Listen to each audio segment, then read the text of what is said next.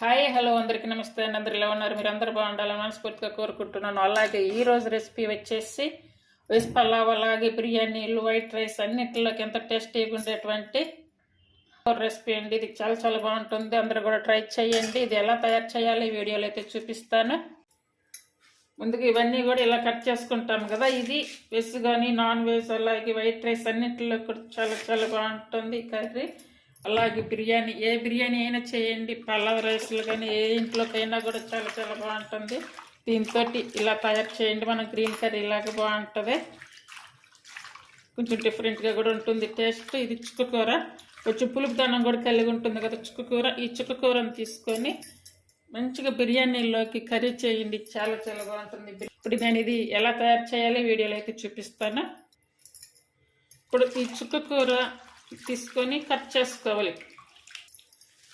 మరి సన్నగా అవసరం లేదు. ఇందులోకి ఉల్లిపాయలు, అలాగే పుదీనా, కొత్తిమీర, పచ్చిమిర్చి. ఈ పచ్చిమిర్చి నేనైతే రెండు తీసుకున్నాను. ఒకవేళ మీకు ఇంకా కొంచెం ఎక్కువ కారం కావాలి అనుకుంటే కనుక కొంచెం ఎక్స్ట్రా కూడా తీసుకోవచ్చు. అలాగే చిన్న అల్లం ముక్క. ఈ అల్లం అయితే ఇలా కట్ చేసుకోవాలి. ఎప్పుడు చేయకపోతే కనుక ఈ పత్తిలో తయారు చేయండి, చాలా టేస్టీగా ఉంటుంది. మీరు మళ్ళీ చేసుకొని తినాలన్నంత టేస్టీగా ఉంటుంది. ఇది తయారు చేసుకోవడానికి ఒక పాత్ర అయితే తీసుకోవాలి. చూడండి, కట్ చేసుకున్నటువంటి అల్లం ముక్కలు, అలాగే ఉల్లిపాయలు నేను చిన్నవి 2 అయితే తీసుకున్నాను. అలాగే పచ్చిమిర్చి, కొత్తిమీర, పుదీనా, అలాగే మనం కట్ చేసుకున్నటువంటి ఈ చుక్కకూర,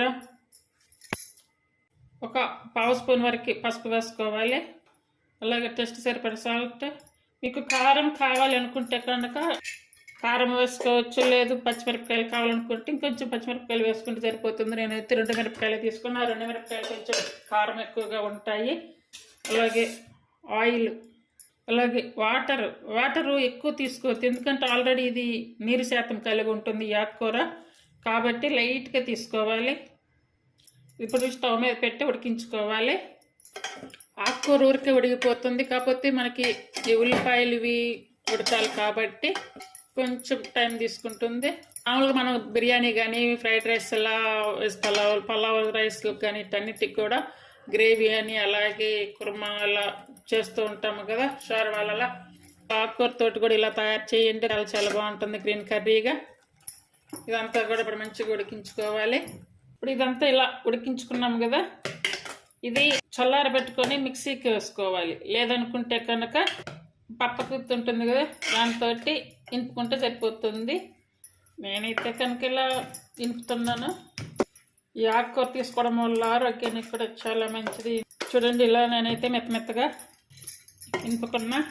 ఇప్పుడు ఇది పోపు పెట్టుకోవాలి. పోపు కూడా చాలా సింపుల్గా ఉంటుంది.